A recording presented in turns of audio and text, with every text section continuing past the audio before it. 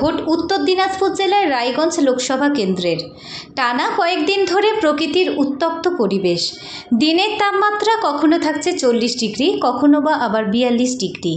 তাই প্রখর গরমকে উপেক্ষা করে সকাল সকাল ভোট দিতে লম্বা লাইনে দেখা যাচ্ছে ভোটারদের। কারণ একটাই, বেলা বাড়ার সঙ্গে সঙ্গে প্রখর রোদের তাপ যেভাবে বাড়ছে, প্রতিদিনই তাতে লম্বা লাইনে দাঁড়িয়ে খুব একটা স্বাস্থ্যসম্মত হবে না বলে ধরে নিয়েই পৃথিবীর বৃহত্তম গণতান্ত্রিক দেশ ভারতবর্ষের লোকসভা নির্বাচনে নিজের গণতান্ত্রিক অধিকার প্রয়োগ করছে। তাই সকাল সকাল লম্বা লাইনে দাঁড়িয়ে সাধারণ ভোটাররা। আপনার নাম? পপি রায়।